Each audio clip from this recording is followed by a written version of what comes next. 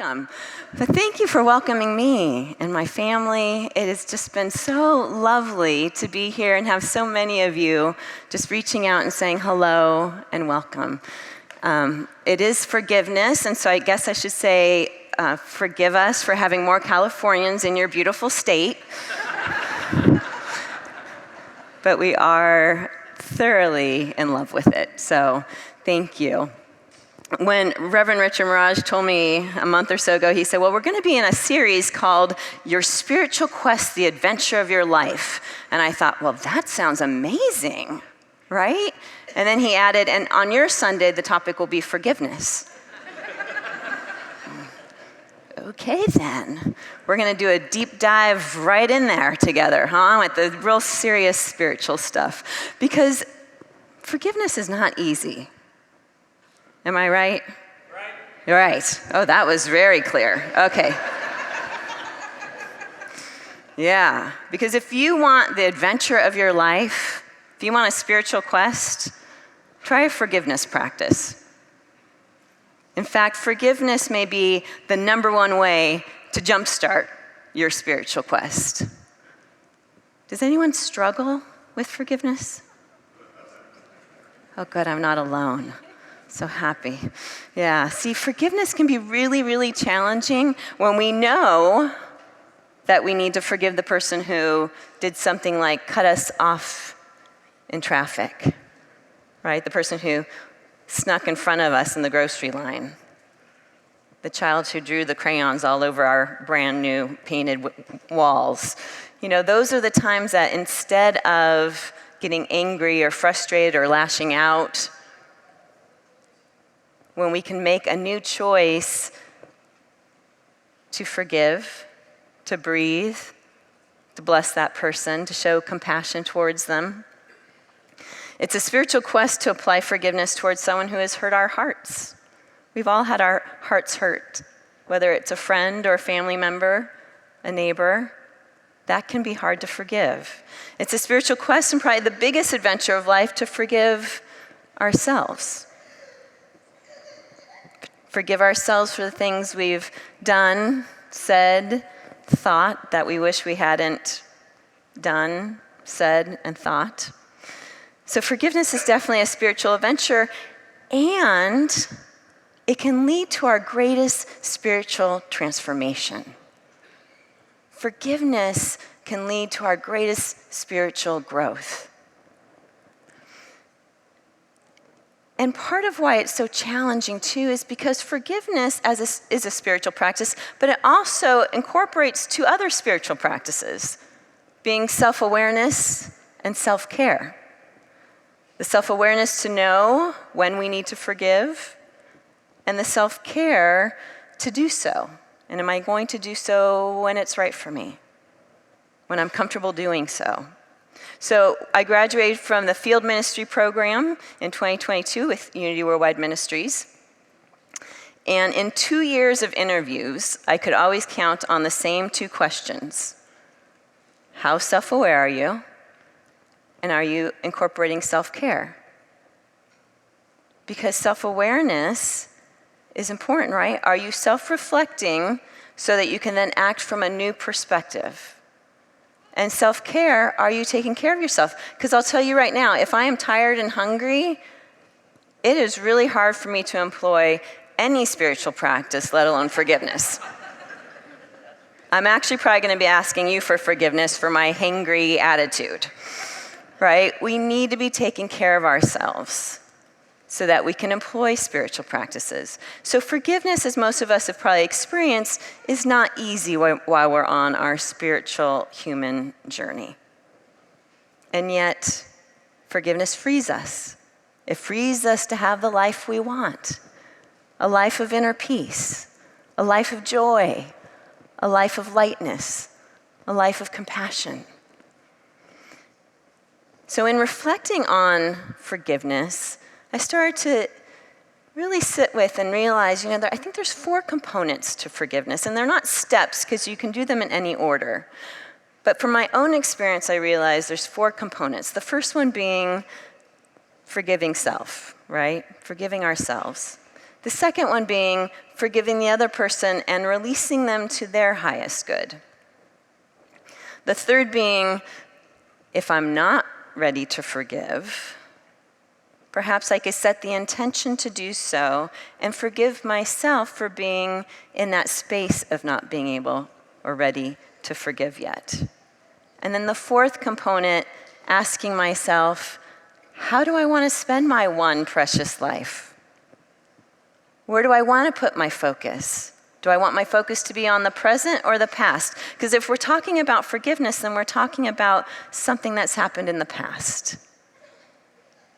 So do I want to stay in the past, or do I want to be present to the presence of the present moment? What emotion do I want to sit in now? So with the first component, forgiving myself, because it starts with us. One of my favorite Unity author ministers, Reverend Eric Butterworth, he used to speak at the Lincoln Center in New York City, but he would always write and speak about how life is really lived from within out. It all starts here within us. And if we think about forgiveness, there's usually a situation that has happened where there's anger, pain, sadness. And within that, we start to ask those questions of, why didn't I? How could I have? We start to beat ourselves up around it. It could sound like, why could I have put myself in that situation?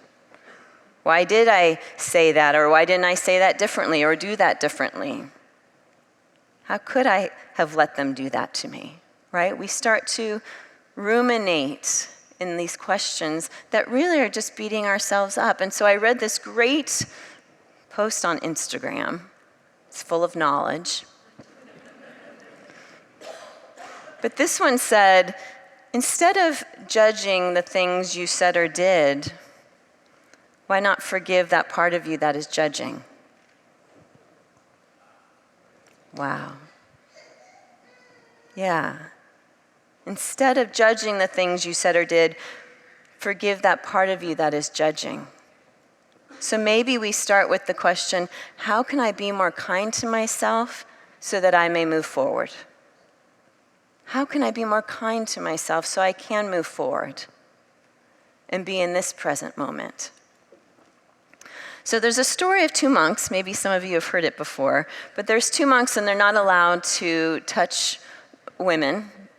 And yet they find themselves, they've been shopping in town and they're traveling back to the monastery and they come across a very large river. And there's a woman who needs help crossing the river. So one monk goes ahead and places the woman on his back and brings her across the river and sets her down. And she thanks him and she goes about her way. And they continue on their way. But the other monk, you can tell, is very disturbed. He's very angry, quiet, not saying anything. So they finally make it at the end of the day to the monastery. And finally he says, I cannot believe you picked up that woman and carried her. And the other monk who had carried her says, and yet I placed her down by the river this morning and you've been carrying her all day.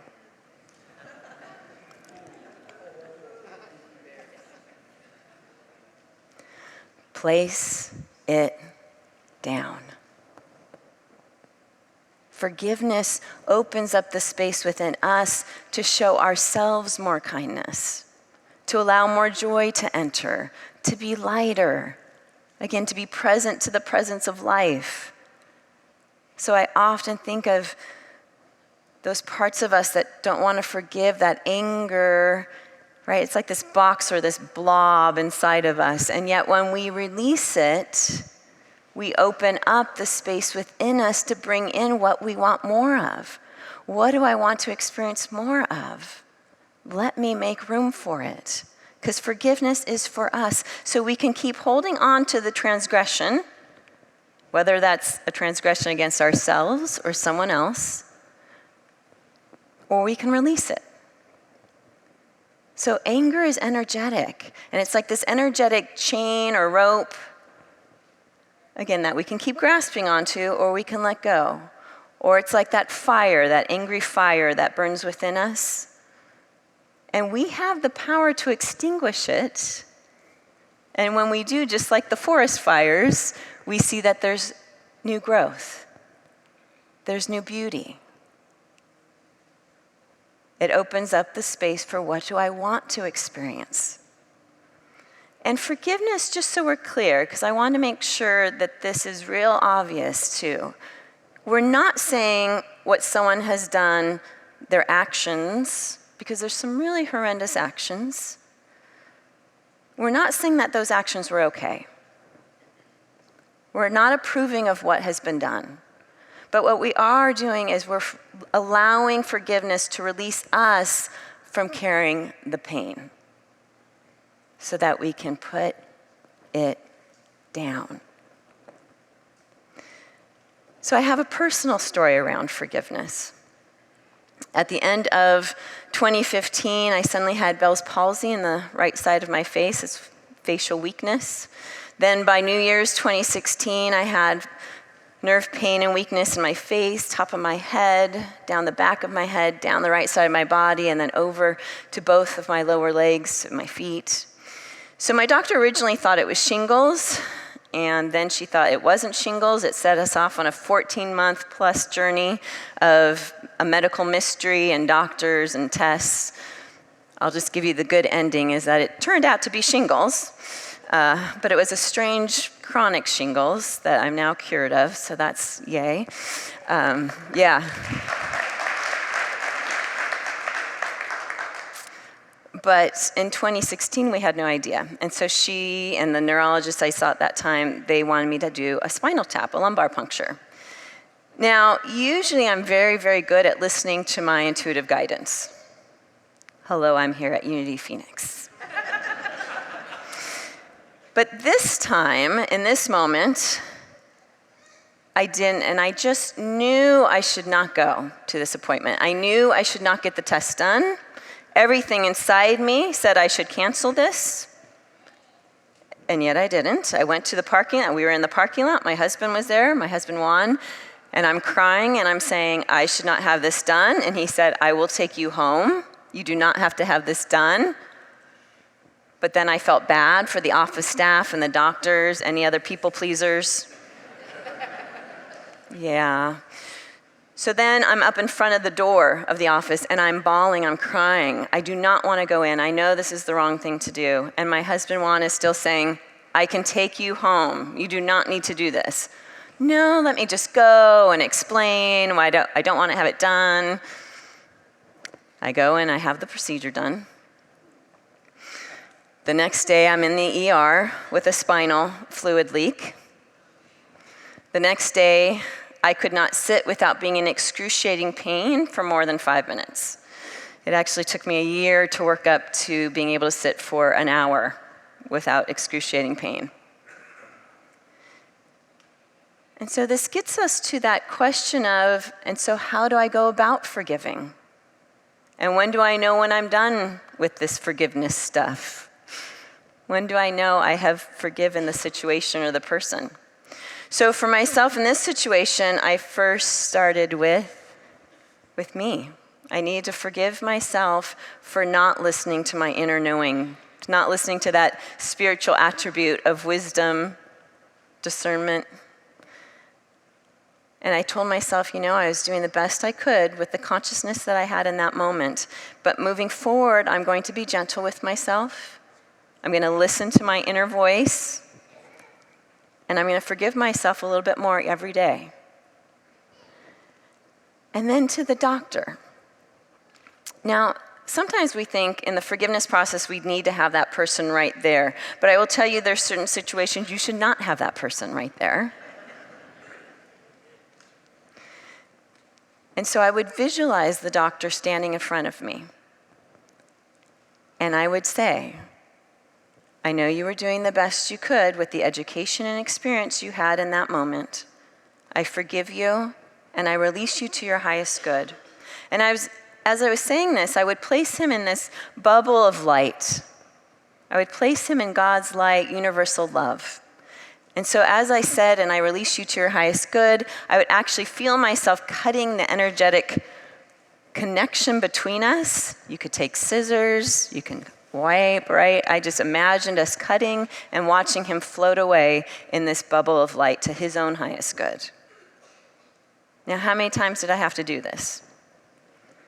So Jesus answers this question in Matthew 18:22. He says, not 7 times, but I tell you 77 times, meaning as many times as it takes. And so for me, sometimes whenever I felt that twinge of anger, sadness, frustration, emotional pain, I would go through this visualization process. Sometimes it was several times an hour. Sometimes then it was once a day, became once a week, became once a month. To now I can tell this story and there's no emotional attachment to it. I don't have any emotional charge around the doctor or the situation. And so that's when we know that we're all done. That's when we know we've completed that forgiveness with that person or the situation, when there's no more emotional attachment to it. And so here's where I want to bring in the third component to forgiveness as a spiritual practice. But what if I can't forgive? Has anyone been there? But what if I just can't forgive right now? So recently, even myself, as an ordained minister, I found myself being really resistant to wanting to forgive a friend who had really hurt me. This person really hurt me. I was really angered and my heart hurt from what they had done and said. And so I was having this resistance. And so we get back to those first 2 tools within forgiveness of self-awareness and self-care. So first I had to be aware, okay, I'm not ready. I'm not ready to forgive right now, and that's okay. That's going to be part of my self-care. But what I can do right now is that I'm going to place that person and this situation, again, in God's love and universal light. I'm going to put love around this situation. I'm going to put love around me. I'm going to detach myself energetically from this, from them. And I'm going to release both of us to our highest good. And I kept seeing that, and I kept feeling that. Because really with our affirmations, it's the emotional energy behind it. And so I was really feeling, yes, I'm going to surround both of us and the situation in love and release both of us to our highest good. And sure enough, it opened up the space for the highest good to happen. And another part with this situation too was I started to ask myself, and when have I done that? And when have I done that? You know, when you're in traffic and you're angry because they have cut you off, and when have I cut someone off? And it's not to guilt or shame, but to get curious. So when have I been unkind to someone? When have I not maybe told the whole truth because I was afraid of the person's reaction? Because see, once we start to ask those questions, and it may not apply all the time, but I have a feeling it will apply more often than you think. But when we start to ask, and when have I? Then we can start to employ more self-forgiveness, more self-compassion, which in turn allows me to be more forgiving and compassionate with another. Because we're all human and we're all divine. Eric Butterworth wrote this: Jesus says, love your enemies, not because they deserve it, but because you deserve it. Because see, it is your divine birthright as an expression of the one power and one presence of the universe to live an adventurous, joy-filled life. It is your birthright. And so as we release ourselves and others to their highest good and our highest good, we open up the space in our lives to live the life we want to live. So here's my last point on forgiveness. You have one magnificent life, one conscious, one that you're conscious of, right? One conscious, magnificent life. How do you want to spend it? Still holding on to the woman that you carried across the river this morning? Because you can live in the past, you can carry the pain, and that's a choice. Or you can open up the space inside of you to make room for your healing, your spiritual transformation, your spiritual growth, your purpose, and for love. See, when our hands are closed in a fist, we can't receive anything. But when we open them up, the opening invites more of what we want in our lives. So the time to salute the divinity in another person is the very time it's the most difficult to do so, and yet it's the very time to do so because you deserve to be liberated. Because you deserve to be liberated.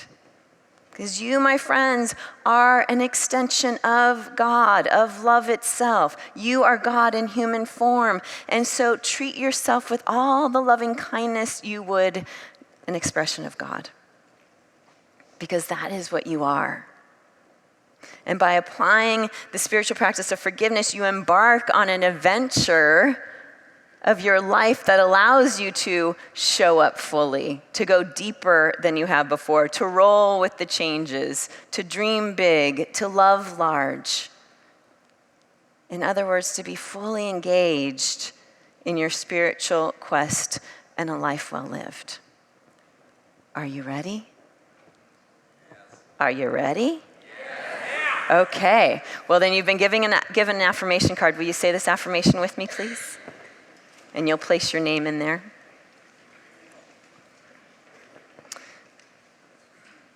Here we go. Ready? Forgiveness is a priceless spiritual practice. I free myself from the pain of the past by forgiving myself and everyone for everything. I, Stacy, release all bitterness, blame, regret, and shame to move forward to a fuller and richer experience of life. I choose to forgive, and I let go. Absolutely. We say amen. Amen Aramaic means this is the truth from which I proceed, so this is the truth from which we proceed for today and for this week as we embark on this spiritual quest together. And I look so forward to embarking on this spiritual journey with all of you here at Unity of Phoenix Spiritual Center. Thank you so much, everyone. Blessings. Thank you.